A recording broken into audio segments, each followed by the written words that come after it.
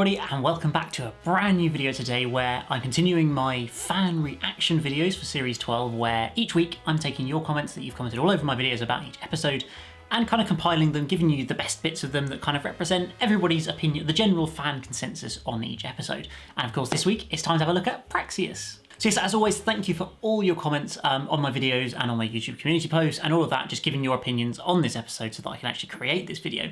I think I got a solid near 200 comments this week, which for an episode that was kind of a filler episode and less to talk about was pretty damn good. So thank you very much for all of those. And today we're going to run through a few and see if we can work out whether this was actually a good episode or not, at least according to the fans. So we'll get stuck in straight with the first one from Darren79, who first of all says happy birthday, Elliot. Thank you very much. It was my birthday on Sunday indeed, so that's why there's a few happy birthdays. And thank you to everybody who said happy birthday. It's really appreciated. But yes, his comment says, despite the message, it wasn't presented as on the nose, in your face and finger wagging, and out of the blue as Orphan 55. It was a bit simplistic. Plastic is evil. Just as he proved last year with Kablam, Pete McKay, he is very good at using all the TARDIS team so that they feel like they all had something to contribute. The guest cast was simple, but effectively established. I'm glad that Sea Devils didn't turn up, as it would have just meant the same story told again with the Doctor siding against the humans as usual. I felt more engaged with the story than I did last week, all ideas and concept and poor execution for me. So yeah, somebody who generally pretty much enjoyed this episode, Praxeus, thought that it was a kind of almost better telling of a story with a political message, as it were, a pollution message, than what Orphan 55 managed to do, which I think everybody will agree that Orphan 55 did it really badly. But Praxeus did it a bit better. I'm not going to say it was perfect. I think there's varying opinions on how well it kind of gave the publicity message of plastic is bad and pollution and all that. But I feel like it's okay. It works a lot better in this one than it did, at least in the previous one. And also picking up on the companions, who I do agree were very well used compared to most episodes. In this particular one, they actually felt like they were individual characters with individual roles in this episode, which I felt really made a difference to it. So our next comment comes from McKeon, who was rather disappointed with this episode, who says, generally gutted about this episode. I knew it would never match up to last week, so that was not a factor, but it's been so long since I had zero interest in the story or characters. So forgettable, and the message of dumping things in the sea was just far too much. Genuinely one of the worst episodes I've seen in years, and probably in the bottom of the pile in terms of Jodie's episodes. So yeah, certainly somebody who really did not enjoy that episode, it's fair to say. And that's perfectly fair enough. I wouldn't say that I'd go that far in how much I disliked it. I think it's better than a lot of what we saw in Series 11, episodes like Seranga Conundrum, Arachnus in the UK. Even episodes like The Ghost Monument as well, I would put it above those. Certainly above the Battle of Trashy, Colossi, Bosch, rubbish, whatever episode that was trash. But yeah, I feel like it's above that. It's not brilliant, but it felt like a pretty solid episode, in my opinion. But certainly, I'm happy for your comment, Mark, and it's a shame to hear that you're not really enjoying it so much, but it's still good to have that range of opinions, I think. Our next comment comes from Roderick Mathias, who says, for some reason this episode clicked with me. I thought all the characters were well dealt with and had a purpose compared to other episodes this series. The TARDIS team felt complete, as if they belonged there rather than along for the ride. The narrative and tension was also well controlled. There was a greater scale in this episode compared to other episodes in Series 12. One of my favourite episodes this series. So there we go. We go from one person who's like, this is the worst episode in the Jodie Whittaker era and Ion, to somebody who's like, this is the best episode of the series. It's just brilliant to see the difference in fan opinion that we get, I think, with pretty much basically every single episode. People are on both sides of the fence whether they love it or hate it, and I think that's really, really great. I do tend to agree more with this point of view, that the companions were really well used, which made it a sort of a better episode from that point of view, and that there was tension and excitement through a lot of it. I felt it was quite sort of fast-paced and action-packed through a lot of it, and I think that kind of kept me interested, really, I thought. Now, next up we have a comment from Laura Kay, who wants to say something a little bit about the political message of this story, who says, I really enjoyed this episode. I saw someone complain on Twitter the episode was too political. I don't understand why microplastics endangering humans or plastics endangering wildlife is political. I come from Florida, where plastics are a huge problem for the sea life. Also, I have good friends who work for Fish and Wildlife in Texas, and it's the same on the Texas coast. My nephew works at the Houston Zoo, and they do turtle rescue. When you disrupt the ecology, you disrupt the economy. Also, I read an article about microplastics in food and in tea bags. It said a single plastic-based tea bag releases approximately 11.6 billion microplastic particles and 3.1 billion nanoplastics into your mug. I don't see where this is any different than RTD episodes like Partners in Crime, where the aliens were here feeding off or taking advantage of a very fat population, or Gridlock, where the macro are feeding off the pollution/exhaust and occasionally humans.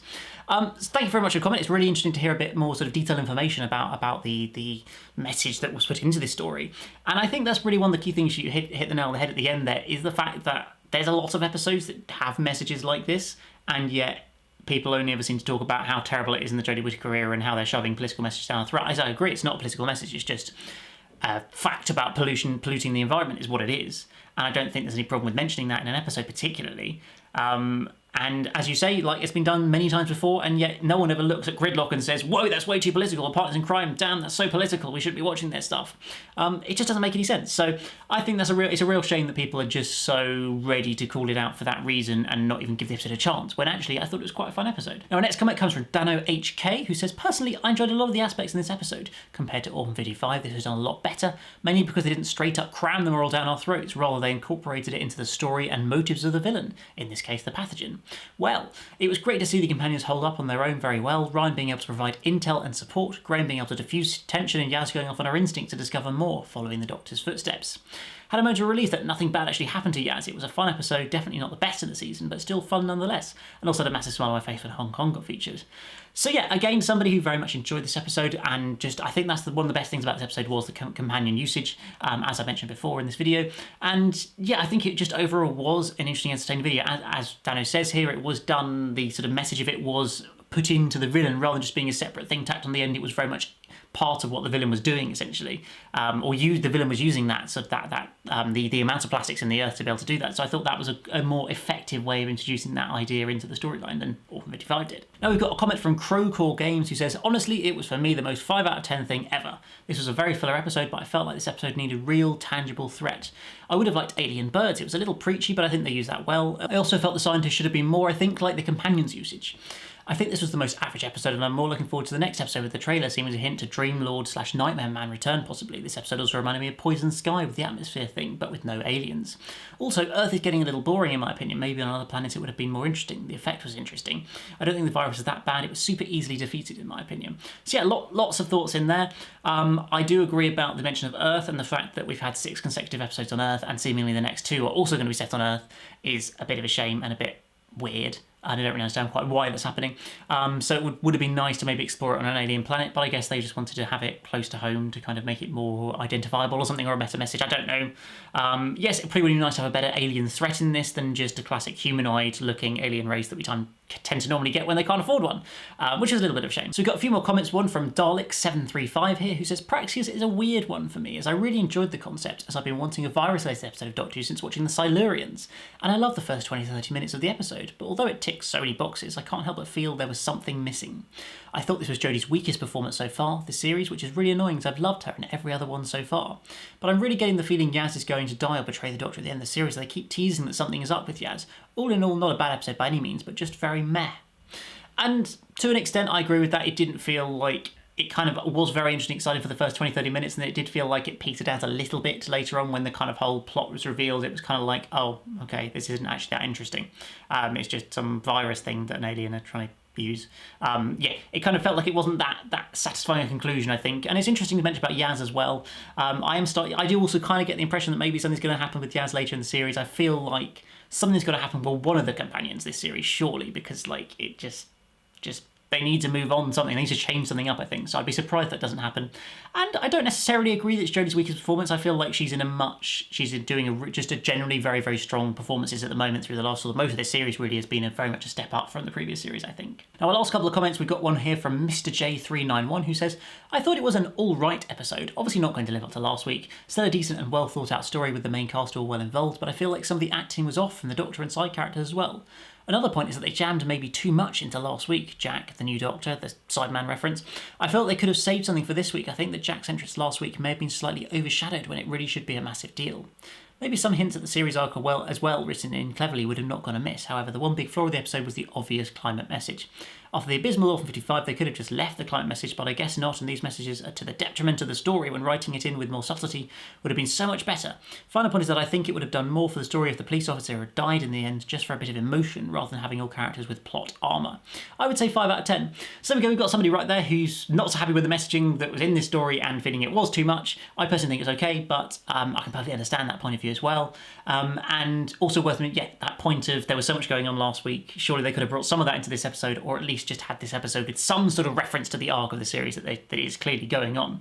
I felt it was a shame that it was just so completely disconnected from anything we'd seen in previous up to that point in the series. And our final comment for today comes from Knew Nia, I think, apologies if I didn't pronounce that right, who says, I enjoyed it more than I thought I would. The two male side characters were well written and felt very real, along with Suki being an interesting character, but the vlogger girl was a miss for me.